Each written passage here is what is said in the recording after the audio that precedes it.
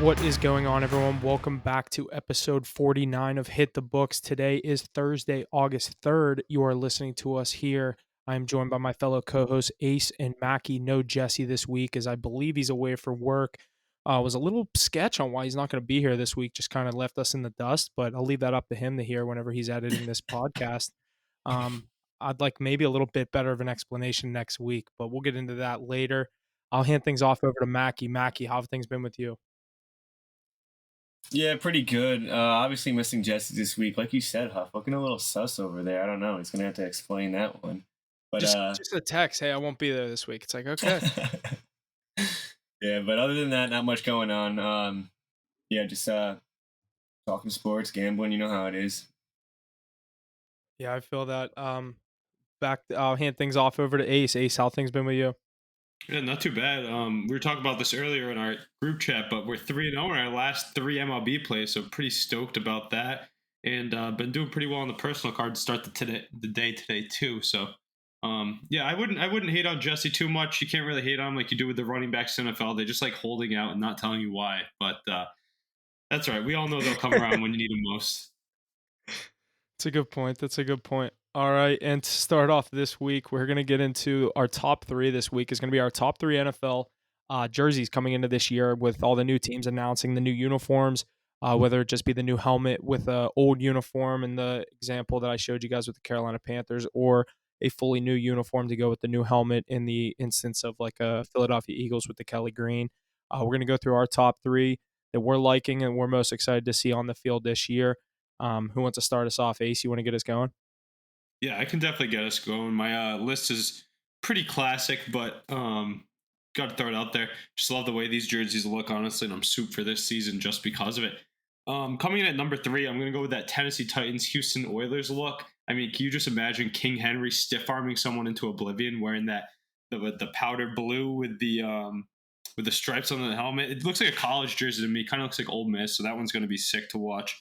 Coming at second, I think I've said this before, I got the Creamsicle Bucks jerseys. Really think they were 1 year late. Wish I got to see Brady rep that, but Baker Mayfield will be a dog in it as well. Hopefully get some sick comebacks. And then number 1, I have my Patriots red alternates there. I mean, it looks like Christmas Day type jerseys, but they have the Pat the Patriots on the side of the helmet, the bright red. I mean, it's iconic, so I'm hyped to see those on the field this year. I like the list, Ace. Yeah, that's a solid list. Yeah, some good color schemes. Honestly, there's not many bad. There's not many bad picks. There's not too many bad uniforms that I think got released this year. Obviously, people were kind of clowning the Colts and a couple of the other teams for not having to like a too classic of one to go back to. But I don't know. I think there's not many too bad decisions here. Yeah, a lot of good colors, and like even Mackie was saying before, I was mentioning that Vikings jersey. Couldn't put it in my top 3 because of the flashy ones I mentioned, but even those like low key ones are just clean to me. So I'm excited to get some new looks in the NFL here. I can get going now. I'm gonna give the Patriots one as an honorable mention. I do really like those ones. It's not gonna crack my top 3. Number 3, I'm gonna go with the Brownies. Those all white. It looks so clean with that orange and that brown kind of that they have going for them. It looks absolutely sick. Can't wait to see it on the field. Number 2, I'm gonna go with those Houston Oilers Titans ones as well. Like you said, they look like Ole Miss, and Ole Miss looks sick out there on that college field, and seeing these pro athletes wearing them is going to be pretty damn cool as well. Number 1, I'm going to Seattle Seahawks. That green that they have with that kind of bright blue that's like dark enough though, it looks so good together combined with those like silver gray helmets. It looks pretty damn good. Geno Smith is going to rock that so well, so I'm excited to see those as well. I like those picks, Mackie. Thanks for shouting out my Patriots, but with those Seahawks ones, I think the only reason I shy away from them is because just in my mind, I feel like they were shitty when they wore those and like the good Legion of Boom Seahawks, you know. But I guess I'm not too much of a fan, so I'll be hyped to see them on the field, those colors. Yeah, that didn't really come into play in my picks, but good point there. All right, I'll get right into mine. Yeah, that is a solid list. I don't really have like any order. It's kind of hard for me to put them in order. My honorable mention is going to be that new blacked out helmet that the Carolina Panthers announced, the black and blue and silver with the black jersey, the all black look. I really like that look for the Carolina Panthers. My number 3 is actually going to be this new all white for the Arizona Cardinals. I don't like their red or black, but that all white look with the red numbers and the white helmet, I really like that for them. Obviously, not too good of a team, so not really too excited to watch the Cardinals playing those, but definitely a fire uniform. Number two, I'm going to go with the Houston Oilers. I really like that color scheme, that light blue and the red always pops. It's a classic one. And then number one, I'm going to agree with Mackie. I got the Seattle Seahawks. That picture of DK standing there with the new Seahawks jersey on looks super clean. I love the silver helmet, but Ace, that's a good point. I mean, my childhood watching these Seahawks when I hopped on the Russell Wilson bandwagon was the bright colors, the navy and the lime green, and watching them win the Super Bowl in those uniforms. But we'll have to see what Geno can do in these new ones or throwbacks, whatever you want to call it. Yeah, definitely a good list. Surprised to hear the Panthers added there. I know a lot of people are like talking up the Jets one. To me, that's nothing crazy, honestly. There's a few other good ones, but good list all around, I'd say. The Kelly Greens are obviously nice, but there's no way I'm putting no Eagles in my top three. That's the thing. It's so biased. None of us are Philly guys, but that Kelly Green has to be one of the best ones. Every ranking you see, it's perennial top three. When I think of the Kelly Green, I think of Jimmy and his mugshot. I think of picking Beal up from jail. Yeah, in his Reggie White jersey. Yeah, I think of Randall Cunningham, though. I mean, one of the best running quarterbacks of all time. Kind of forgotten about because of all the new ones nowadays, but he was a great quarterback back in the day. He really set the groundwork for guys like Vic, Lamar, and now Fields and everybody else that's getting drafted. So Jalen Hurts brings back memories of that. All right, and we will jump into the NHL. A couple quick points here, a couple of free agency, or one free agency point, and one other thing to touch on. We had Vladimir Tarasenko is signing a 1-year deal with the Ottawa Senators. It's a nice move for Ottawa, in my opinion. A nice young team, go out and get a veteran. Kind of, I don't know, Mackie. Was there any say that there was a chance he stayed in New York? It was kind of writing on the wall. He was on his way out. He costed too much, and for a good reason. He still deserves that type of money, but I think this is an awesome move for those Senators that are trying to get over the hump, and those Buffalo Sabres are getting just as good as well. So you got to keep up with them. Ace, you always like to chirp me about that take I had on the Senators last year, and maybe I was wrong about your Bruins, but this team is definitely on the up and up, and they could make some noise this year as well. Maybe I might have been a year early, but this team is definitely building around that core that they have. They were definitely poised for success with the moves they made last year, but it's so weird to me. You go and get Alex DeBrincat, and then you ship him out the very next season. I thought that was a good piece to build around. I know they have a lot of youth. They have Pinto stepping up, Norris, all the other guys. You already know Kachuk, Giroux, the Chabot. Really scared about their goaltending. Honestly, I think in a stacked Atlantic, though, I think even with the Tarasenko move, they fall lower than you would expect, in my opinion. I'd take the Sabres for sure and the Panthers, and then maybe even the Red Wings ahead of them. Yeah, it's definitely a stacked Atlantic now, so they're just gearing up. I don't like that DeBrincat move at all either. I think that was pretty asinine, but maybe they see something that we don't. I don't know. Yeah, that guy's bouncing around teams already so early in his NHL career, so that's kind of crazy. But yeah, Tarasenko. I mean, I feel like how many years was it again, Huff? It's just a 1-year deal. I don't know how much the money is. I did see it somewhere. It's nothing crazy, but only a 1-year deal. They need 4.5, I want to say. They need that vet experience, so they don't have it on the team. Nobody on that team has really won anything or even been deep into the playoffs. So having a guy like him, obviously, and that could still contribute to a high level, pretty big player. Honestly, this is just some speculation here, but we always talk about bringing a veteran presence, and that's right. But I feel like Tarasenko is one of those guys that just shows up, scores goals, and leaves. He doesn't really have an impact on the locker room. That's why you see him bouncing around now. Even when he was a superstar, very under the radar. I think his best years are behind him, but he'll have a good spot on a really good team. You never know what goes on in those locker rooms. They say the same thing about Kawhi. You know what kind of player he is, though. Yeah. The background makes it a little different for me too. I mean, of Russian descent, going to join a team with a lot of younger Canadian American guys. All right, and another point in the NHL, as we know, Bruins legend Patrice Bergeron no longer with the team. However, the team must now fill their captain vacancy. Ace, who do you think is going to get the C out of this trio? Pasternak, Marchand, or Charlie McAvoy? I know. I think. I know the kind of. I feel like from a non-Boston sports fan, I feel like most people would say they're going to go with. I don't know. feel like I would give it to Pasternak. I feel like most people are going to say give it to Marshawn. He's been there the longest. He's been there. He's a part of this team. He's won the cups. But I'd give it to the superstar, the young superstar that's going to be there and fill seats and that just signed the huge contract, a year ago? There's only one answer here, I think. Ace, let's hear it. No, let me hear yours first, Mackie. Because honestly, this is a pressing topic in all of Boston media, even around the area. Like people I talk to, who's going to be the next captain? It's tough because we have such ties to these players. They've been here for a while, homegrown guys. It's like, oh, do you give it to the rising stars that are going to have it for a while and let them grow into the role and become a great leader? Do you give it to the guy who's earned it and he's actually still not that old? I don't know. I think it's clearly Marchand here. I mean, the guy bleeds yellow and black, and he is the face of that team. Even though Pasternak is the best player on that team, same situation as giving like Taves the C over Kane. Kane was the face of that team as well, or he was the best player on that team as well. But Taves was the captain of that team. And if you look at this team, Brad Marchand is the tone setter. He is the guy who will go out and get gritty and do the things that Pasternak isn't going to do. Pasternak is your star guy who just everyone protects and he scores all the goals. But I mean, I don't even think Pasternak is expecting to get a C here. I think the good answer here is Brad Marchand. I don't even think Charlie McAvoy should be in the question for the C. But Ace, what do you think here? That's hilarious because no, great takes, and I agree with you for sure. But personally, I would give it to McAvoy. The way he plays the game, the way that Brad Marchand and David Pasternak are caught up in other antics, they're not caught up with leading the team. If you watch the Bruins, Charlie McAvoy plays the most minutes night in and night out, plays a physical brand of hockey that you don't see in today's NHL, and he's one of the best American defensemen, one of the best defensemen in the world as it is.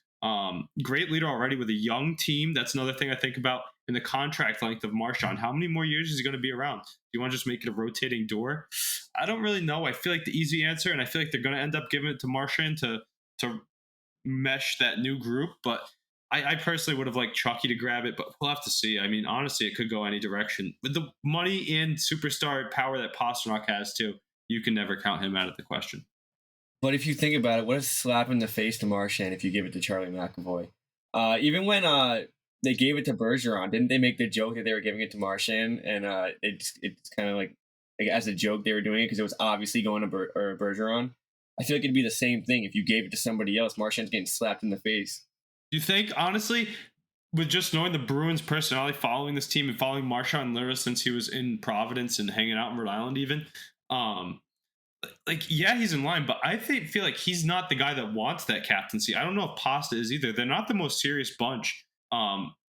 That's why they can do those jokes with Bergeron before. They all know maybe Marshy's not really that captain guy. He's got an A because you got to listen up when he talks, but I don't know if he's that true leader. So I don't know. It's just something to think about. A lot of different personalities between the three of them. I'm pretty interested to see where that goes. Obviously, like I said, I think I'm glad Mackie actually came out and said it because that's exactly what I thought. Is most people are going to say you have to give it to Marchand. He's been there all these years, but I don't know. I think I'd probably lean Pasta, but it's tough to say. I feel like there's not really a wrong answer with those two, but I don't know. I don't know. Does McAvoy really have a chance for it? Do you think? Yeah, for sure. The way he plays hockey too, like.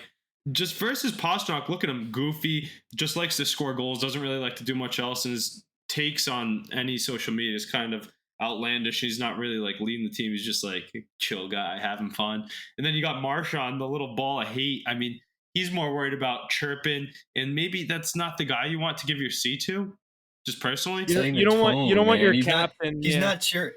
I don't think he's chirping to chirp. He chirps in good situations to set a tone, change the pace of a game. That's exactly what a captain does. He doesn't lead by example. I'm just saying the way that McAvoy plays the game on the ice compared to the other two, that's a leader by his play style, in my opinion. He's always that guy. Yeah, so I don't think he's not a bad C. I just think that I would give it to him 3rd out of the 3. Personally, with an original 6 franchise too, I don't want that revolving door of, okay, Marchand's got it for 2 years now, then who's it going to? I kind of want to groom someone and let them come into that role. You see a lot of young captains. That was kind of my logic. Is how much longer is Marchand going to be there? Like, if you make him captain right now, what is it? 3 more years? Like, yeah, max? 3 or 4 more years. I was going to say, how old is he? How many years do you guys think he has probably left? 32. Yeah. He probably has like 5 NHL years left at least, but he has 3 like elite years, I'd say. Yeah, but you can still be a captain when you're not elite. Yeah, I mean, we'll just see. I mean, with Marshawn, I mean, with Pasternak and McAvoy, they just signed those big deals. They're both there for 8 more years on the books. It'll be interesting to see. I'm excited. I feel like you can't go wrong in any direction. Yeah, absolutely. I don't think you can go wrong at all, but I just think it's a slap in the face to Marchand. But I don't know how he looks at the situation, so Agreed. gonna be interesting. All right, we will shift things over to the MLB, where we will start off with our MLB power rankings for the week of July 31st. Was that Monday? July 31st? Yeah. Already in Correct. August as we move into the final 2 months of the MLB regular season, starting to shift towards playoffs and starting to shift towards who's going to lock up these divisions. Mackie, you want to go through our power rankings for this week? A little bit of movement here this week. A little bit of movement. Yeah, definitely. We're seeing a new face in here. So we got the Atlanta Braves, obviously coming in at number one, most dominant team of the decade, in my opinion. Baltimore Orioles playing incredible baseball, coming in at two. Rays down at three, up from the fourth spot from last week. Even though they're kind of staggered at that spot, they're playing some good baseball still. Dodgers coming in at four, and the Toronto Blue Jays, the new face, at coming in at five, edging out teams like the Astros, the Reds, Rangers. So they get the edge there. What do you guys think about this? I was Astros pissed will that be my the Astros ace. Go got ahead. snubbed. I was pissed. I've been wanting them in the top five for so long, but it's a righteous wait, right? Because Jordan and Altuve, they just came back and they're already mashing. And then you got Verlander, which we're going to touch on. I mean, this team's getting healthy and they're getting good and they're bringing in better faces. That's not a team you want to see come playoff time. They're getting hot too. I mean, if they keep it up, I can see that. I can't see them not being in it next week. Um, they're right there. They're knocking on the door. But I couldn't. I'm not. I also don't really love the Astros. I've said it multiple times. I'm not too high on them this year. But getting Verlander, getting Jordan back, getting Jose Altuve back, teams coming back together, and they're coming back into a championship aspect. So, um, that pitching staff they nowadays too. I was talking to you about the guy It's JP France. He's come onto the scene. He throws 7 innings and allows less than 2 every week. And then you have Framber Valdez Framber, dropping the Javier. no. Verlander back. You have Hunter Brown, the rookie. I mean, the list goes on and on. That team's loaded. They're primed for a run. But the crazy thing is, let's not take away from the fact of the team that's leading the division, who's not in our top five, the Texas Rangers. They just added to their team pretty heavily too.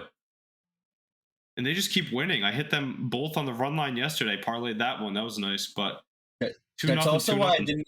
It's also why I didn't really want to throw the Astros in there because I didn't think the Rangers deserved it. But you're not. They're still sitting behind them in the division, and it's not even like they're coming up from like a 10-game lead that they had. I mean, I guess in the beginning of the season they had a bit of a better lead, but they're both playing pretty staggered baseball right now. So it's some of the same baseball. So I didn't want to put the Astros ahead of them just yet. I think they take over the division in the next few days. So we're having a different conversation next week probably, but yeah, those Astros are getting really good, and we know what they can do when they get dangerous. Absolutely. Huff, you've been high on those Blue Jays that just got in. If you want to touch on them real quick. Yeah, I was riding them that past week, so I was definitely profitable on that. That series against the Dodgers, I think I took them 2 out of the 3 games, and I think they ended up losing one that I didn't take. So I was I made out pretty good. They were pretty heavy underdogs out there. I think the one I got them first 5 plus 175. I loved that, and it was the game they ended up just. I think they wiped them like 8-1 or something. It got kind of out of hand. I think the Dodgers ended up coming back towards later on in the game, but I'm right there with you. I think these Astros, we got to get these Astros in here. I think next week we're going to be seeing them. I got a future on them to win the AL Ace. I know you got them to win the World Series. So I actually ended up taking them last week to win the division plus 110 on DraftKings. So I'm kind of all over this Astros team. I have 2 futures on them. I'm really hoping to see them take over this division from the Texas Rangers and seeing 2 of Mackey's aces go, one to each team in the division. It's going to be interesting to see how this thing comes down to it. Yeah, it's funny to see teams like the Diamondbacks really slipping out. The Giants are sitting in the playoff spot, and then one team that's going to be kind of lurking and just in the Braves' shadow is those Phillies. I know I've been quiet on them a little bit lately, but I've been high on them all year. That's a great team. They just added Michael Lorenzen too, so I mean I think they're going to make a run, and that's a team you don't want to see in the NL. I mean, imagine you get the Phillies and the Braves in an early round matchup. That's not something the Braves want. If I'm the Braves, I'm not scared of anything. Didn't they take them out last year? Yeah, but I think this Braves team is just different this year. Valid. I mean, the pitching might skew towards the Phillies in a series. No, no way. No way. I don't know. It How do you stack up 1 through 3? I also am not a big fan of Aaron Nola, so I'd go Zach Wheeler 1, Aaron Nola probably 2, and then you go Ranger at 3. No, they just brought For in the Lorenzen Phillies. though. I don't think you put him in the top 3. Strider just tops them all off right over on the other side. Brett Elder's been a little worse these past few days. You obviously have Charlie Morton as well. I don't know. Braves have options, man. Phillies really don't. I obviously lean the Braves, but for a team that Is it Bryce? I thought it was Brett. yeah, no, Bryce Elder, he's kind of faltered a bit as of late, but he's a solid pitcher. And you're not wrong. I mean, the Braves are the clear-cut favorite. I'm just trying to give. If you see someone in the playoffs, I don't think you want to see a divisional foe that's seen you a lot throughout the year. They just beat you last year. That's a narrative in your head too. So I know that the Braves are heavily favored, but I'd rather see the Giants or the D-backs or the Reds if I'm Atlanta. Oh yeah. These Phillies also got to get into the playoffs. I mean, they have a game on the Brewers right now who have the final wild card spot, but that's a tight race down there. The Marlins, Cubs are getting hot. You know, like we've said from the beginning of the season what that Cubs team can do. So, we'll see. It's a tough stretch down the end of the season. Imagine that San Diego team can catch fire at some point too. I mean, we're all waiting for it. I feel like so much star power. They're on a heater right now, I think. Yeah, they keep that rolling. They've won. I feel like they've won like 4 of their last 5 at least. But they're I know they're a little ways 5 out. of their but last 6. if they can get back into it, that's another team you don't want to see just because of the talent they have. And they just made some moves at the deadline as well, but I think we're going to jump into some of those moves here. Red Huff. Yeah, right before we get into some of these trade deadline stuff, we got some more Otani news. The guy's in the news every week. We talk about him every week, how electrifying he is. On a doubleheader last week against the Detroit Tigers on Thursday, Otani came to play in his first start on the mound, came to play in his first start on the mound since being removed from the trade block. Otani pitched a complete game in Game 1 of the doubleheader in a 6-0 win. Otani then went for 2 home runs in Game 2 of the doubleheader, leading the Angels to an 11-4 Game 2 victory. Otani continues to impress. Can these Angels make a push for an AL wildcard spot? Yes. No. I've been saying it for a while. I feel like if you're going to keep Shohei Ohtani, which you should be trying to do if you're in the Major League Baseball, then you're going to go out and buy at the deadline. They did that. And then you're going to go on a run. They've done that to put themselves in the conversation. And then you're going to finish it and get to the playoffs. You have to at least win a playoff series, in my opinion. And if they have any hopes, and the guys around them that are going to be there for years on these contracts, they're going to be playing better baseball just because of what Otani's doing as well. He's getting the Barry Bonds treatment right now. I disagree. I mean, we've seen what this Angels team has done around Otani for the last 2 years, and it's been absolutely nothing outside of Mike Trout. It's the reason that they haven't been good. Last year, they started the season like 27-12, and then it ended 15 games under 500. They're sitting in a tough spot right now. You have the Rays, Astros, and Blue Jays that are sitting in those wild card spots right now, and even your Red Sox are right outside of there. So I don't see them even hopping the Red Sox in the first place, and I think the Mariners are even going to hop them, who are tied with them right now. So, I mean, there's a lot of teams over there that are better than the Angels, in my opinion, and I just don't think they're going to get over that hump just because they have the best player in the world. Baseball is not like that. No, I agree. I don't think they get in, but I think they have a chance to get in. I think they might push at the end of the season too, especially with the way Otani plays. I mean, he pitches too. He's gonna get on. They're gonna get on the ride and see if they can make the push. But I think that AL East is gonna beat itself up a little bit as well. So might see some of them falter, but with the Astros and Rangers, one of them occupying one of the wild card spots, it will be tough. Those Yankees are just dead in the water, though. I wish you could just kill that AL Central, to be honest. They should do it like the NBA and just have the top 7 teams or whatever they have, 8 teams. Yeah, right. That'd be much more interesting. But hey, you never know. Those Twins, I got them on the card tonight. They can win when they're good.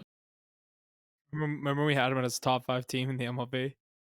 They should be with their staff, though. Like, look at their pitching staff. It's actually disgusting. Yeah, I don't know. I feel like every time I take them, they'll be up like 3-1, and then their bullpen blows a game. I feel like every time I take them. Duran and the rest of the staff in the back end is what kills them. But with Pablo Lopez, Joe Ryan, Kenta Maeda, I think they have a few other good guys as well. I mean, it's a good Bailey Ober, I believe. It's a good staff. I thought it was Bradley Ober. It might be Bailey. Yeah, but you know baseball names more than me. Yeah, Byron Buxton's the one that's cost him though. His injuries and late season has He's not not been playing something. tonight. I have him in fantasy. Yeah. He plays like 1 out of every 4 days. Yeah, it's crazy. And he's such a big prospect with a great tool set, but he can't put it together for some reason. Injuries hold him back. And isn't what's his name? Gallows there, right? Yeah, Gallo's batting like 180 over there. I was gonna say, like, Yeah, he's terrible. they have pieces that their names that they pay don't ever do anything. Carlos Correa. I know he's on Another guy. Tigers. Haven't heard. Is he? I was gonna say I haven't heard his name in 2 years. Is he on the Twins or the Tigers? Either way, he's underperforming. No, Baez is on the Tigers. Correa's on the Twins. That's what it Those is. players are very, very much the same person, though. They're underachieving players who are overpaid because of 1 year. Yeah. Yeah, Yeah, I wouldn't say yeah. say 1 year, but they had a few good years, got paid, and they stopped practicing. They're not the centerpiece of a team. You put them with no protection around them in the lineup, and they can't produce. I just googled Carlos Correa, and it says this is what it says his name is: Carlos Javier Correa Oppenheimer Jr. Oppenheimer. He must have seen the movie early on. Must drop the bombs. That was corny as fuck, Dave. Yeah, that was tough, Mackie. All right. All right, here we go. Getting into some of these trade deadline moves. My Pittsburgh Pirates had a couple of sells as usual, trading first baseman Carlos Santana to the division rival Milwaukee Brewers in exchange for shortstop prospect Johnny Severino. The Pirates then sent first baseman G-Man Choi and pitcher Rich Hill to San Diego for 3 prospects. I was cool with all 3 of these moves. Santana, he just decided to finally start playing baseball for us a couple weeks ago. At least got some kind of offer for him. I don't know. There was kind of rumors that we weren't going to get much for him. And I mean, 1 prospect, I don't know anything about this guy, but G-Man Choi, same thing. I think he played 25 games here. And Rich Hill, he's 43 years old. We were not going to the playoffs, so you knew he was on his way out. So same thing, same situation every year with the Pirates at the trade deadline. Just kind of get the expectations up throughout June and July, and then sell in August. But we'll see what ends up coming of this. Like I said, these 3 guys I don't think are any part of our future in any sort of way. No, and you know what's crazy to me is that this was being presented as big time news. I'm like, I mean, this is a great move for the Pirates. They're getting free picks for guys that don't matter, but these pieces aren't even going to do much. Rich Hill will help the most out of all of them, but the other guys are just bench players. I was gonna say, I think Choi's gonna go there. Maybe bat, like, I don't know. He did nothing for us. He's always hurt. Yeah, and look at the guys you have coming up. You're a young team. Those guys aren't a part of the future. Get them out. Bring in the assets. Why not? That's why when they signed Choi this year, I was so confused because then they brought in Santana. It was like, what do we need 2 big first basemen for? Like, that you're paying all this. I mean, they're not paying a lot for him. Pirates don't pay anyone a lot, but yeah. So Pirates moving on from a couple guys. Like I said, I agree with that, Ace. Get rid of the guys that aren't going to be around for the foreseeable future, at least.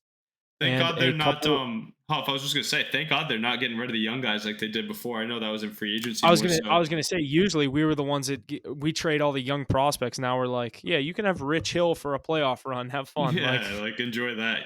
Yeah, Rich Hill's just Dick Mountain's falling off a cliff this year. I'll tell you that.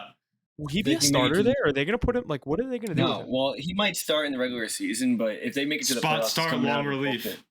Yeah, he's coming out of the bullpen in the 6th, 7th inning. I was gonna say he'll be a 6th, 7th inning guy. I don't think that. I think he's the type of guy that comes in when one of your middling starters has a tough start, and you're like, we're gonna turn the page quick because these playoff series are pretty short. We're gonna give the ball to Rich Hill, who can get us from 2 to 5, 2 to 6, without a worry. Trusting him for 4 innings is tough, man. Not even that, Mackie. You know, these back-to-back series. If you're getting blown out early in a series, if you can get in, right? And you can just hand the ball over to Rich Hill to eat innings, you save your bullpen for the rest of the series. Yeah, big time. That's what they're thinking here, but I don't think the Padres get in anyway. Yeah, cheap buy, but yeah, I don't know if I'd be going after him, but the only thing I saw was one of the prospects we got back, Jackson Wolf, is a West Virginia alumni, so I always love that. Yeah, bring him back home to that same mid-Atlantic area. Yeah, same area. Right up the Mon. All right. And a couple of the trades that we already touched on, the New York Mets have officially entered a fire sale, trading both Max Scherzer and Justin Verlander before Tuesday's trade deadline. Scherzer was sent to the Texas Rangers, and Verlander is headed back to Houston, where he won the World Series in 2019. They also dealt Tommy Pham to the Arizona Diamondbacks as they embrace a full rebuild. Mackie, I heard something Cohen said. We're looking for 25, 26. 25 is a little early, but 26 is more realistic. Yeah, see, he didn't say that. Scherzer fucking said that. He went to a press conference on the Rangers and aired out everything that happened in a private meeting. So Scherzer can go fuck himself with his 4.01 ERA getting paid $43 million. What a scumbag, man. I hate him. I actually do hate him. He's not even that good. He had a terrible season this year. You pay the man $43 million and he puts up a 4 ERA. You got minimums, rookie minimums that are putting up way better than that. And then he's going to go to the Rangers he's going to go to the Rangers and I hope he shits the bed. But whatever. It's whatever. I don't hate that we just did all this because realistically we weren't getting into the playoffs anyway. If you guys were watching that game last night, it's a story of the entire season. I don't think Cohen's wrong for what he did. And if you heard about Francisco Lindor's press conference, he's all in on it. He said he came here to win, and if they're not going to win this year, buy and just rebuild for the next year or two. I mean, you have the core to build around. These two pitchers that you're getting rid of, they're 40 years old, and you're paying them $43 million. So by the time you're actually going to get to be competitors again, they're going to be too old to even make that much of a difference anyway. So I like it. We're getting prospects. I can't complain. I really can't complain about this, and we'll see if it works out. For the Mets, so it probably won't work out. But I just don't like what Scherzer did. You're airing out some business that you just have no business doing. Honestly, I love the fact that they were so quick to pull the plug. You're right; those guys are aging veterans, and they need to be on a win now team. Regardless of your hate towards Max Scherzer, pretty scummy thing to do. We all know we're going to be watching him in the playoffs. He's going to be towing the rubber in Game 1. Of whatever series we see him in. I think you give it to him over Evaldi just because of his success. However, I mean, I like the other moves. Tommy Pham, Mark Conha, David Robertson. Those guys are all parts of winning teams, but that's elsewhere. Let's pull the plug on this and really reset it. You have a lot of guys already that are up making their rookie debuts this year that hopefully can pan out. Guys like Brett Beatty kind of letting you down, but you've restocked the system. I mean, letting you down, I expected more from him early on, but more of a platoon. He's young. Let him get into it. That's what I'm saying. He's not. I like that they've retooled their farm system and they're giving these guys some time to work out the kinks now, but they threw in the towel pretty freaking quick. I just remember 6 months ago we were talking about, is this team a World Series contender? 2 months ago we were talking about, is it them or the Phillies getting back in the playoff race? And now are the Mets getting the number 1 pick? They just never got there. The team never came together. There had to be something deeper than what we could see, because obviously that roster is what it is. But I like all those moves except for David Robertson. I didn't really like dealing him, but we're just looking towards the future now. At this point, there's nothing else to it. Yeah, he's not even your long-term closer. He was just a stopgap with Diaz out for the year. Who really gave that team life coming in. But I like the moves by the Astros. We touched on that before to get Verlander. I like the move by the Rangers to match it with Scherzer. I think Scherzer went first, though, I believe. Yeah. But that's crazy how they go head to head now. I mean, the Mets definitely dealt them knowing that, too. So that'll be some good TV. Thank you, New York, for that. But if we do remember, Ace, you're talking about Scherzer getting that Game 1 when they do get in, when the Rangers do get into the playoffs. Remember what happened last year when he got Game 1 against San Diego? Got lit up in Game 1, and then they had to go to the ground for Game 2, who they wanted to save for the first round after the wild card, but they couldn't. They had to go send him in Game 2, and he did win that game because DeGrom's actually a good pitcher. But Scherzer, you're gonna give him the spot, and he's probably gonna get lit up again because that's what he's been doing all year. So we'll see what the Rangers do.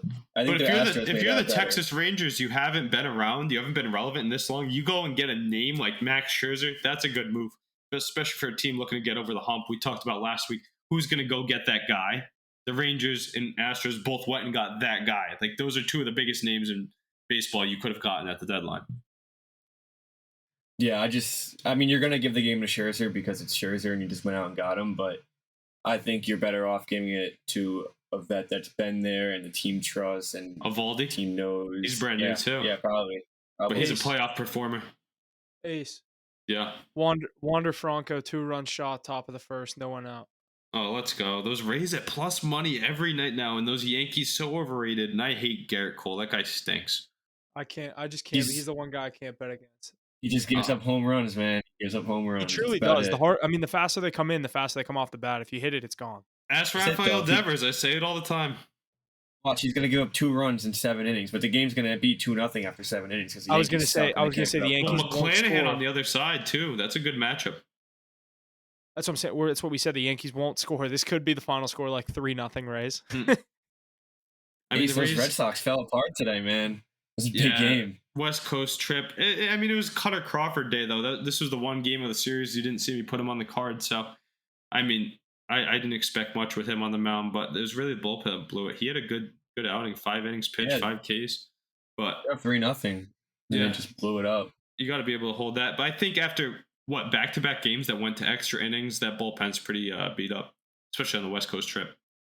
But Red Sox team is going to be, if they play better than 500 baseball the rest of the way, I'd be surprised. But get a lot of healthy guys coming back soon, which will be nice.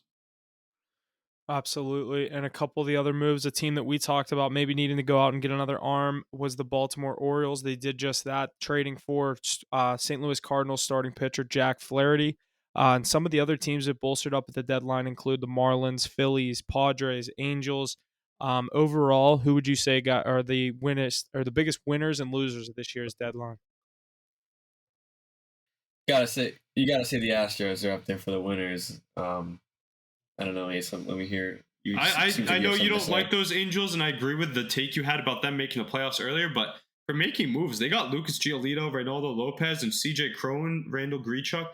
I mean, those are good pieces to add in. No, I think Grichuk went to the Marlins, actually, but CJ Cron as well. How good do you think those pieces really are? They're just going to make a mediocre team a little less mediocre. I mean, Giolito, CJ Cron. Giolito's probably the third best pitcher that was dealt at the deadline. Behind Scherzer and yeah, Verlander? Yeah. I don't think, I mean, those are big names. 4.6. He's a bad year. No, bad year, but like, you know how pitchers can be. He's not that old. He's had great years previously. I think that's a good guy to add for the future personally too. If you're gonna lose Ohtani, you might as well get Giolito. But yeah, CJ Cron's like one of the few 3 hitters that's been sent around. I liked what the Marlins did. They made those low key moves. They bring in Josh Bell. They brought in Jake Burger from the White Sox, and they brought in David Robertson. They just went out and got hitting. Yeah, they got middle of the lineup because they have guys like Luis Arias that get on base every time. They have Jazz Chisholm back. Jorge Soler's the only power bat really in there. So you add some more protection around them. It's going to be kind of a deadly lineup down there in Miami. Yeah, that's a good point. When you say all those names, I didn't realize that is going to be a pretty impressive lineup. Yeah, I mean, those were guys that were being underutilized on the teams they were at. So I think they'll hit for power down there, especially in the NL. Gotta like what the Dodgers did too. I mean, if they can add anything, it's a good deadline for them. But they grabbed a bunch of pitching, some utility guys for the bench. I mean, they know what it takes to win, and they find the right pieces. And they did it yet again, in my opinion. And here we'll get right into this. An interesting deadline development saw veteran hurler Eduardo Erod Rodriguez utilize his no trade clause as he deferred going to the LA Dodgers. He went on to cruise to his 7th win in a dominant performance earlier today against my Pirates. So not wanting to go to the Dodgers from the Detroit Tigers, pretty interesting development there that you think most people would want to go win. Ace, you said, I guess this guy doesn't want to pitch past September. I can't think of many reasons he wouldn't want to go from Detroit to LA. I found one thing after I did some research on this. I was like, what's a possible narrative? I saw people saying, oh, it's because the Dodgers took him deep in the World Series that the Red Sox beat him and they pitched. I'm like, that's a terrible take. It's actually, in my opinion, he's on a contract year, and he left Boston to get the bag from a bad Detroit team. He's gonna pitch in the worst division in baseball, rack up those stats, continue a strong year instead of being in the spotlight of LA. And then he's gonna get the bag this offseason again. I mean, I understand that point of view, and he's the guy out there in Detroit right now. Yeah, I mean, that is a good point. I didn't really think about that because he'll probably just sign with another ass team for way too much money. Or someone even like the Dodgers. Someone's going to overpay him because he's pitching well. I mean, the stats don't lie, and he passes the eye test as well. But imagine you go out to LA, you got to play like all those teams like the Padres, the Diamondbacks, the Giants. Not only that, you're in the spotlight a lot, and you're in a playoff push. You can only hurt your stock, in my opinion. Yeah, he's in a shitty division, just racking up stats right now. Yeah, I mean, the AL Central, I mean, where else would you want to pitch right now? Exactly. And last night we had Framber Valdez throw a no-hitter on Tuesday in a 2-0 victory against the Cleveland Guardians. He faced the minimum 27 batters and threw the fewest pitches of all time Yeah, he had one walk, I think. Yeah, I was gonna say it was one walk because they had They I spin forget the who double it play. was. They had to have Yeah, or that's thrown out at second or crazy. something. The It 27 batters. sucks, He man. did it with the fewest pitchers in the modern day baseball as well. That's pretty crazy. I mean, he's efficient and night in, night out, but he doesn't have great stuff either. He's just, like I said, efficient pitcher, and a no from that. He's pitched to contact well. He's really good. I try to be on the Astros every time he pitches, and his last start, I got burnt, and I made up for it last night. I take the Astros probably the most out of all of us. I just think that's such a good team. And now that, like I said, they're healthy now. That lineup, you have Kyle Tucker's playing great baseball. We don't talk about him enough, but they have him. They have Altuve and Jordan, like we always say. They have that young shortstop from Rhode Island. Can't think of his name right now, but they've good guys all throughout the lineup. Who? And that Pena? pitching staff even deeper. Yeah, Jerry Pena, Rhode Island guy. But yeah, Framber Valdez is the 3, right? He's the It's 3 on this crazy, staff. dude. It's insane. Just that pitching staff. Him, Javier. You said JP France. Now they got Verlander back. Like, Hunter Brown. Hunter Brown. Yeah, that starting five is gross. And then you look at the bullpen, it just You gets even got it. better. Presley's cut it pitching down well to- too. You gotta cut it down in the playoffs. So who are you giving the 1, 2, and 3 to? JP France, the young guy, he's been a reliever before in his career. But he comes out Framber of is the in pen. that top 3 for sure. He's Yeah, left-handed you too, which probably go helps. Verlander, Framber, and you go Javier. I'd go. Is Javier left-handed? No, he's a big No, righty. Oh I don't yeah, think that's so. what I'm saying. It's gonna be it's Framber's the only lefty. He'll get that second start, and then I bet you go with Hunter Brown towards the end, just because he's like the higher pedigree starter over France. Even though France goes 7 innings every week and gives up less than 2. That's crazy to me. But he doesn't have the strikeout totals. The mustache will be out there in the playoffs, though. Mustache goggles, come on. Now a message from a partnering podcast. Farty! Farty, come here, boy! Farty! Hey! Oh, what? Are you trying to tell me something, boy? What? The Black Lincoln Collective Podcast? What? BLCpodcast.com? And Twitter? And YouTube? Farty! Thank you so much! Good boy. Good boy, Farty. And another star pitcher coming back. The Toronto Blue Jays got a boost as Hyunjin Ryu made his first start in over 14 months. Can this team get into postseason play? A team that we saw slide into our top 5 of our power rankings this week. A team that I said I was on the past couple of weeks. I did take them last night. I got burnt.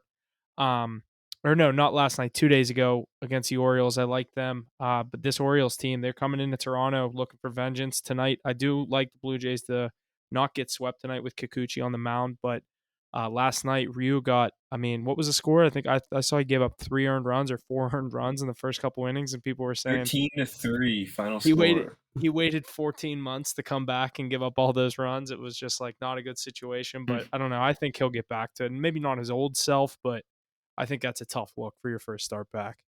Yeah, I think he'll turn around. It's just another left-handed arm. We said, we like this Blue Jays team. Put him in our top 5. I think I just lagged there a bit, but Yeah, I was just gonna say another left-handed arm to add to that staff that's already pretty prolific. Can never be mad about that. He'll get into form. He hasn't played in so long, but he's a good pitcher. World Series ring, I believe, or maybe just missed one. But he got that bag in Toronto right when he left LA. I thought he got one with the Dodgers. Yeah, I can't remember if they won or lost when he was with them. Yeah. Huh. I guess we'll never know. He lost his spot to Julio Urias. I know that, and ever since then, Urias ran with it. Yeah. And we'll head down to Atlanta, where Spencer Strider just broke his own record for the fastest pitcher to 200 strikeouts in a season. This guy is unbelievable, dude. He's just pure strikeout pitcher. This guy, all he does is strike people out. It's pretty cool. I think he blew 2 by Ohtani the other night or last night. So, even he's doing it against the best as well. So that's pretty cool. Dude, the craziest part is his over-under for Ks every night is set at like 9.5, 10. Like it's never like the average pitcher where they're getting the 6.5, 7 number. He's always 9.5, almost 10. And who's taking that realistically? Not me, but I'll take them. Yeah. You guys, I haven't been taking it as of late, but take the Braves minus 1.5, and that's all you need to do. Yeah. I'm sticking. I'm sticking to when I sent that last week. I'm taking it every day and I'm just gonna see what happens. Put up 11 runs. I mean, it's gonna be pretty hard to lose. 12. They Well, scored. I think they got one in the eighth. Yeah, they hit a home run in the eighth. All right. I think that is going to do it for our baseball coverage of this week. Stay tuned next week for our power rankings and everything else, as we said, and as we wind down to the 2023 MLB playoffs at the end of September. We will get into the NFL, where we have football this week. How long have we been waiting to say that? Might Let's not be go. regular season. It's a little bit of preseason, but get used to football on Thursday nights again, as the Pro Football Hall of Fame game takes place Thursday night at 8 p.m. between the New York Jets and the Cleveland Browns. I will not be betting on this, so I am not going to go over a line and give you an opinion on this. I know Zach Wilson is starting. Aaron Rodgers won't be playing. I don't know exactly who's going for the Browns ace. I don't know if you know anything more about this, but I personally won't be betting on this or most preseason games this year. So if you want to jump in and give an opinion on this, I know Mackie said the same thing, but obviously my takeaway from this is football is back. Yeah, I mean, I'm just hyped to get the game out there, and this will be a fun one to watch. Two teams with high expectations. Hopefully, we get to see some guys that are fighting for roster spots. But yeah, not too much in the know of what's going to go down. But I know it's never a bad bet to take the under here in these games. Not a lot of points are flying off the board, and it actually flies by pretty quick for the first football game of the year. But I know I'll be tuning in at points. I don't know if I'll watch the whole thing, but I'll catch some of it, and hopefully, we get some good highlights out of it. Yeah. Over under set at 33.5, and as of right now, the Jets are a 1.5 point favorite, a minus 125 money line. Ace, I think it's a pretty good point. If I were to take anything on this, it would be the under, but yeah, I'm gonna stay away for the unknown. Yeah, definitely might be a live bet type thing if I find the under really being low. Like if someone scores a touchdown on the first drive and it goes to like 42, that yeah, I'd take that. Yeah, for sure. All right. And next, obviously, with training camp starting up last week and with football season coming back, that means we are going to have some unfortunate training camp injuries. Miami Dolphins cornerback Jalen Ramsey is expected to miss 6 to 8 weeks after suffering a meniscus injury that will require surgery. And the next one is the big one that we've all been talking about. Bengals quarterback Joe Burrow suffered a non-contact calf injury to his right leg at training camp Thursday. Burrow was carted off the field. So two of the bigger injuries. Jalen Ramsey, first year in Miami. We were all excited to see what he adds to that already elite team and defense. But the public Super Bowl pick is the Cincinnati Bengals, and Joe Burrow just went down with a calf injury. He's had the leg issues in the past. I'm not sure if it was his right leg or right ankle last time when he had the issues, but I don't know. I feel like it's the second or third time we're hearing about Joe Burrow with a calf injury, and not a good look whenever he's hopping off the field at training camp. Yeah, you know what TJ Watt's doing out there in Pittsburgh right now? He's practicing hitting that exact spot so that when it comes Doing time, calf raises. That's what he's doing. Get Joe Burrow out of the pocket and out of the game, maybe. You hate to see it, though. I Yeah, mean, that he's sucks, man. consensus number 2 quarterback in the NFL. And primed for a big season, looking to make that leap, maybe get his first ever ring. And tough start for it. Might put them a bit behind schedule in a tough division. You got those pesky Steelers that hate to have losing seasons. The Browns have high expectations. They have Lamar Jackson with a fully loaded Ravens team as well. Am I wrong? Did he get hurt last year in training camp? Oh, Burrow. no, he didn't. But if you guys do remember, the Bengals started 0-2 last year, and they came back and ended up like a 12-5, whatever their record was. So a slow start to them isn't really the worst thing in the world. We've seen it before. And like you said, they have the second best quarterback in the league. So if anyone's going to bounce back from it, it is going to be this guy, aside from Pat Mahomes, obviously. I wouldn't get too worried. I think even if he misses a game or two in the regular season, the Bengals will be fine. They'll see themselves in the playoffs. That's all they got to do is get to the playoffs, and they can pretty much beat anybody. This could be a nagging injury for these Bengals fans. I'd be Those worried. There's hope, don't they?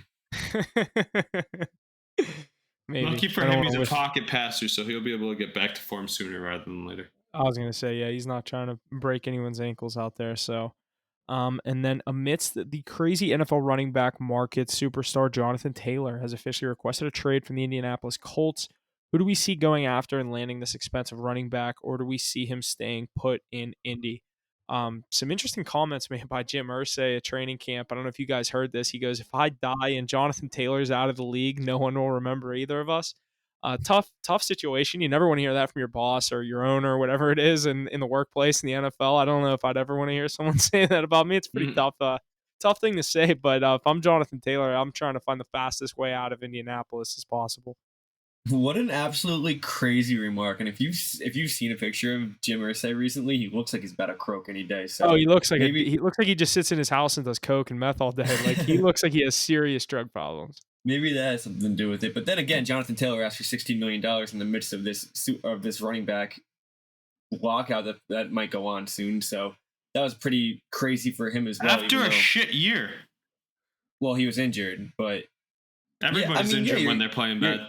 You're not coming off of like the best year of your life, and you come out and you want $16 million when Saquon Barkley just signed for 11, and you know what's going on with these running backs right now. I don't think he's going to play for the Colts after all this, but I don't think any team is going to give him $16 million right now. I mean, I think the entire NFL is agreed on not paying their running backs an absurd amount of money. I personally just don't think Jonathan Taylor is the guy to go out and get $16 million. Like if you were to tell me one of these running backs, he's worth it more than those other guys. He's younger. He had one good year, and it was 2 years ago. Saquon had too many injuries. You say Saquon's too old? Too old, too many injuries, in my opinion. I'm pretty sure they're the same exact age. Saquon and Taylor, really? That's what's wrong with the running back market. You play 3 years good and you're hurt and overused. Yeah, well, he didn't play 3 years good. He played 1 year good. Saquon's been injured multiple times though, even dating back to college. I also feel like a lot of the Saquon, like he's had the season-ending the knee injury or the ankle injury. I forget what it was, but there were certain times Saquon's rookie and second year, I feel like he was just sitting out games because it was the Giants and that team was in a tough spot. Yeah, maybe you're right, but yeah, it is tough. I mean, if I'm an NFL GM, I'm not paying any of them. Like, I'm not giving McCaffrey $16 million. The only one I'm paying is Bijan Robinson. That's why you're signing him with that first round pick. Yeah. But I don't know. I was going to say, like, McCaffrey's not going to get that money. $16 million. He can't even give you 16 games a year. Do you remember last year, though, when Jonathan Taylor was out? Who was the bum that came off the bench after they traded Nyheim Hines and he rushed for over 100 and had a few touchdowns? Was it Marlon Mack? No, it wasn't. It was somebody I'd never heard of. I got to look it up. Oh, I know. Oh, my God. Yeah, this is going to drive me nuts. Colts running backs, 2022. He was a no-name guy. Deion Jackson. Yeah. I would have never guessed that. No. Yeah, I would have never guessed that. Do you remember that, though? I think it was when he started being a late game scratch a lot, Taylor, and Deion Jackson, let's see. He had a game where he rushed. It might have been someone else even. Who's their schedule? Let's see. AC, we're right, by the way. Jonathan Taylor has 2 years on Saquon. Yeah. Ace, while he looked this up. Which is important.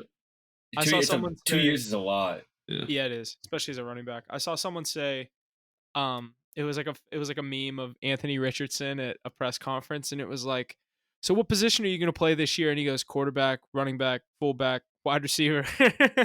Just basically him playing every position. He is an athlete too.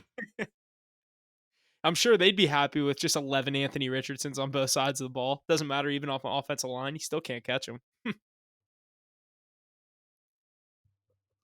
Yeah, but if I'm an up-and-coming player, say I'm like 15, 16 years old, fresh in high school, the last thing I want to be right now is a running back. You know that the market's just, for your future, it's just not looking good. When you're that young and you're that athletic and you have the chance to go to a different position, I'm doing it. Know what I mean? Yeah, absolutely. All right, and another offseason injury that we've had at training camp. Broncos wide receiver Tim Patrick tore his Achilles at training camp this past week. This is the second straight year that Tim Patrick has suffered a season-ending injury in training camp. Last year, tearing his ACL. I was really excited for him to get back with this new Broncos team with Sean Payton and Russ and see what he's able to do. Still not having played a game with him, but looking like we're going to have to wait another year on that. Then for the first time, the NFL will air a Super Bowl alternate telecast this season. CBS and Nickelodeon are teaming up to offer you Super Bowl 58 Slimecast tailored for the kids. So obviously we've all seen the Nickelodeon broadcast of the wildcard games that we get every year. We are finally going to get it for the Super Bowl. I think for the Super Bowl, I'm still going to stick to the original broadcast, the wildcard one. It's fun to flick to every once in a while, but I don't know. If the Super Bowl's the Super Bowl, I need my guys on there. You sure you don't want to watch SpongeBob run across the screen? I can't have Patrick Starr calling and Patrick Mahomes touchdown. Like I can't.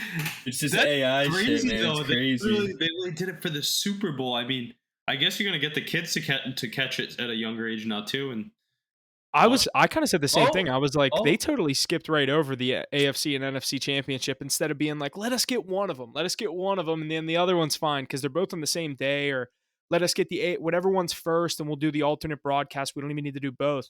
They just, nope, we're doing the Super Bowl. who's more excited, the NFL or Nickelodeon, you think? Nickelodeon, definitely.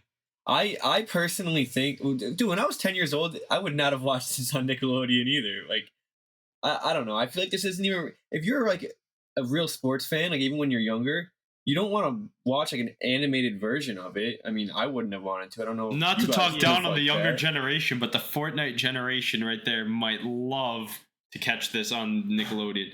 Especially like their parents are watching the game downstairs, or not even. Their parents aren't sports people. I mean, nobody's watching regular Nickelodeon at that time, I don't think. So like, why wouldn't you throw that on? It's a good marketing move by the NFL. Get some new viewers, sell some more merch, and then Nickelodeon definitely popping it off. I think that's a great move by them. You think the NFL is more excited for it and profits more than Nickelodeon? Oh, for sure, for sure. I think it's a pretty equal deal. Well, there's no merchandise being sold by Nickelodeon. True. The NFL merchandise, especially like the kid gear, and like even if your kid watches, so imagine you're a parent that doesn't or likes sports and your kid doesn't, or you don't even like sports that much, and you realize that your kid watched a Nickelodeon game and now they like some team. You just buy them some kids gear. I think it's just a great marketing play all around.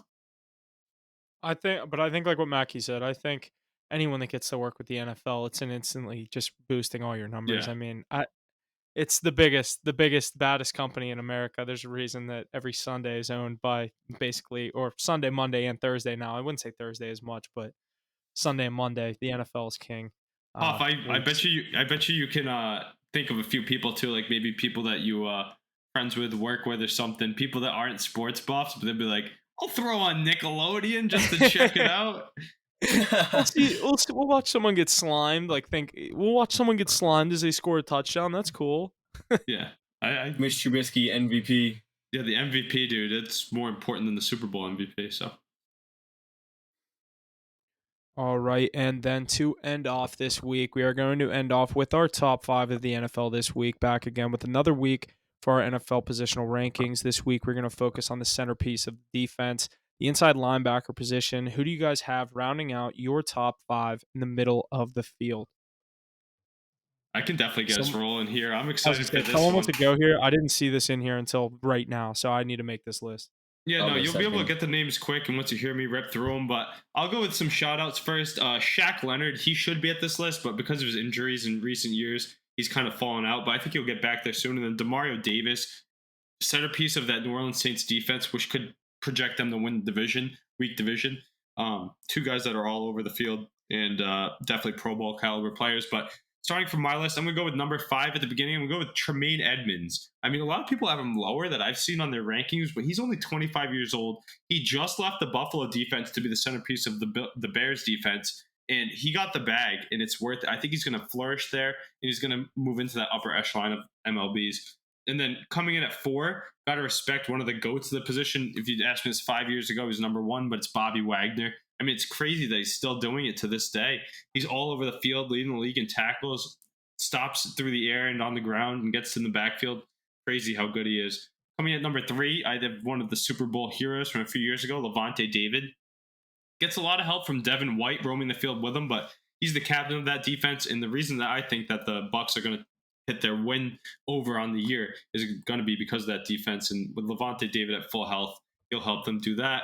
At number 2, I have AFC North's finest Roquan Smith, who the Ravens brought in with a great trade, in my opinion, last year. And then they extended him for almost as much as Lamar this year. But he's the centerpiece of that defense. He's wearing number 0 now up in Baltimore, so he's going to have a great year. And then at number 1, I think it's pretty consensus here. Fred Warner, best middle linebacker in the league. Super young, super fast. He's like Bobby Wagner on crack. And he's just on one of the best defenses in the NFL over the past 10 years. So I expect him to keep eating for years to come. I like the list, Ace. I'm pretty much, well, not the same as you, but I got a few of the same names at the top there.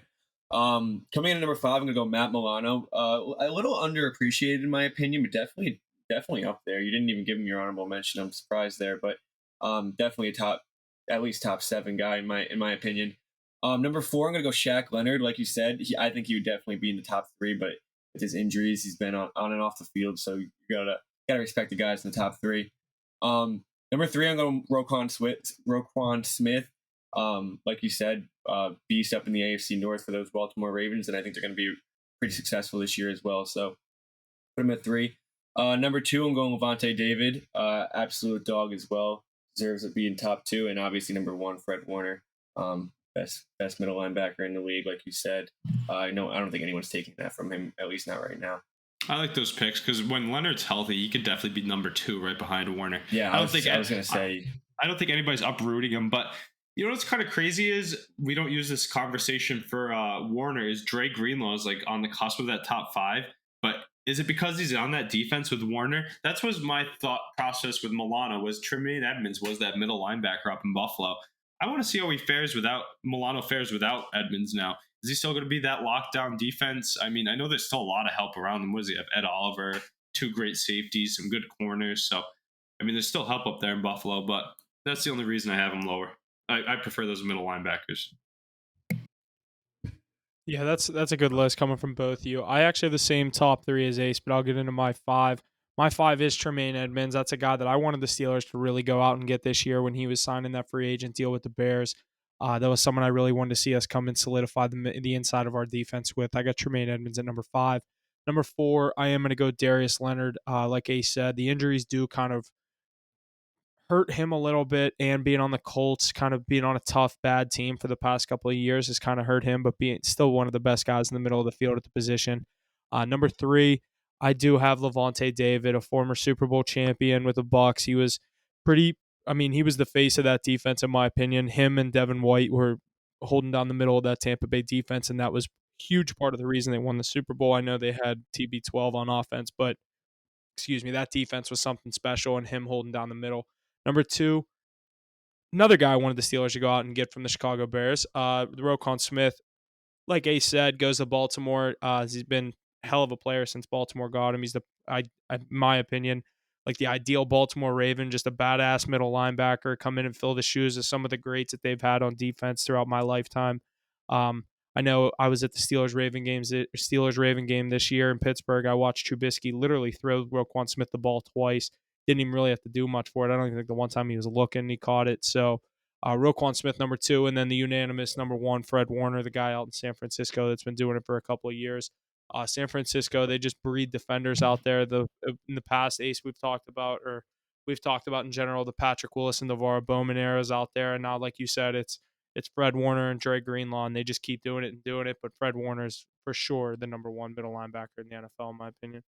Yeah, what's crazy is a lot of these middle linebackers that we're talking about are all young too. Like Tremaine Edmonds, 25 years old. I didn't give an honorable mention. My honorable mention was Demario Davis. You said him too. I'm surprised you didn't give Legion of Boom, Bobby Wagner a shout out there. I want to. I don't know. I feel like he's so slow now. People are waiting on his downfall, and it's just not coming though. Like he puts up so many tackles, and he affects sacks, forced fumbles, interceptions. It's crazy how he's still doing it at that age. These other guys are all mid-20s. He's in mid-30s. Yeah.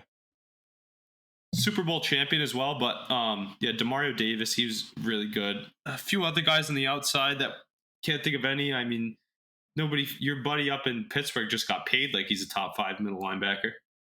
Well, he's out. They're out. I mean, that's outside. So he's outside. Yeah, him and Water on the outside. Who's Edwards inside? Those edge rushers just get paid. You have an Edwards inside? Is that who it is? What's his name? I'm blanking right now. Who'd we sign? Spillane? Spillane's gone. We signed that Cole Holcomb.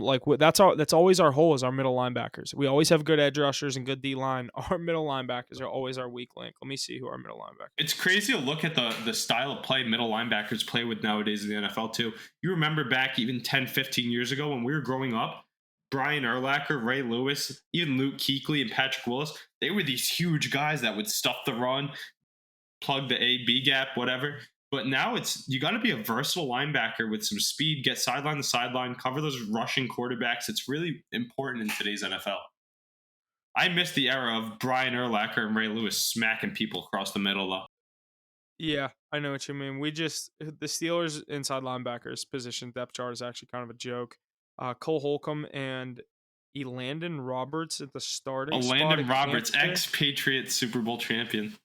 And then behind them, guy we just signed from New York is Quan Alexander. So that's our top three. He was good. He's just old. This year. He was a Tampa Bay Buccaneer. But I mean, I think I have a better linebacker group than you. Mackey's got Van Der Esch down there. I think he kind of plays on the outside now, but he's not too bad. But I like Jawan Bentley. He's pretty slept on for the Patriots, and he's got that green sticker on his helmet now, and he's really moving up the upper echelon. And he's going to get paid when his time comes. Yeah, that's the one thing the Steelers lack always is middle linebacker. I mean, even the years Devin Bush, Shazier, haven't been able to fill in Shazier. Literally, they thought so with Bush, and it's a long way fallen. Guys like Miles Jack falling out of the conversation now too. You usually see him. He's not on our team anymore. We didn't re-sign him. That was a 1-year deal, and he was like always hurt. And I don't know. The Steelers weren't too big on him, and I didn't see us bringing him back, and I don't think they did.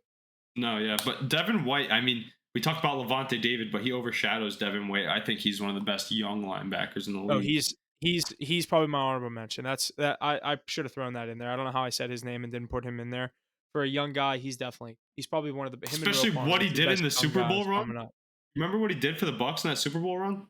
Yeah, he's that new style where he can cover guys like Lamar Jackson who roll out of the pocket. Kenneth Murray out on the Chargers. That's another good mention we can give as well. That is a good one. One else really popping into my mind here, but there's some young guys. The Jaguars have a couple young linebackers that were really good last year. They have a lot of good, like that Josh Allen. He's an edge rusher. Your a buddy lot of guys Jay, I want to say fellow AFC North guy JOK. A lot of people think he has a potential to shoot up the rankings as well. Not too bad. Yeah. But a lot of good names nowadays. I like those lists. Pretty consensus. So definitely see those guys come the season, and we'll get back to you with outside linebackers, I believe, next week. Yeah. Huff, you'll get a hometown boy up in that ranking. I was gonna say we'll do some edge rushers, and I'll actually put together a list there. Inside linebackers are kind of like I don't know. There's not too many there's no Ray Lewis like you said. There's no it's crazy. But all right, I think that's gonna do it for us this week. Anyone else got anything? Are we good to wrap it up? I was just going to touch on a few highlights. We mentioned that UFC 291 last week. Justin Gaethje coming ahead with a win over Dustin Poirier. That whole card was a nice one to watch. I know Huff had some good sharp bets on that. So definitely let us know when you have those picks. We'll post them up for you and definitely talk about them. Got some more UFC fights coming down the pipeline. Got some more bets coming down the pipeline, though. I'm excited for that O'Malley fight in just over a couple weeks here in Boston, so that'll be a good one. And then in other news, we had that Team USA women's team almost getting edged out of the round of 16 in the Women's World Cup, which is crazy because they're the biggest favorite of all time. Mackie jinxed my win last week. That's all right. They still got in. We're getting better odds now in the next round, so be ready. Ride Team USA. They're going to bounce back. I'm not even going to lie. I ended up betting that, and I was like, why did I bet this? He said it was going to win. Like, I literally was so mad at myself because he jinxed it, and I still took it. Well, I thought it was the gold medal game. I didn't realize it was a damn preliminary game, so that was also the difference. And I thought it was like a full game, not a regulation time. So if there's extra time, Mac, if there's overtime in that game, they're winning. They were peppering them at the end. They almost took the win. Yeah, you see that? That was close. I was watching. And then they tied at 3 a.m. the other day. They almost got knocked out of the tournament. Now they're going to have to fight for their lives in a tough seeding. This is what they wanted. They wanted a little adversity to deal with. Yeah, and I want that on the books too. Imagine we get them at plus. Whew. Hammer. Never. I'll take a low ones though. Yeah. All right, I think that's going to do it for us this week. Like Ace said, a couple of the UFC and stuff like that coming up in the coming weeks. U.S. women's national team is wrapping up the World Cup. We'll keep coming with the baseball plays. And like we said, the football season is officially here as we have reached the month of August. Preseason getting underway, like we said, tomorrow with the Hall of Fame game. Stay tuned for any of the plays we have in the NFL, MLB.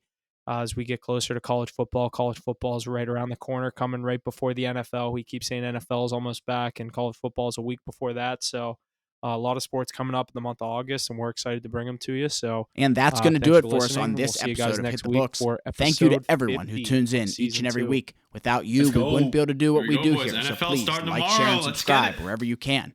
And don't forget to check us out on Facebook, Instagram, and Twitter for our plays each and every night in the NHL, NFL, MLB, NBA, college basketball, and college football. Thank you again, and see you next week.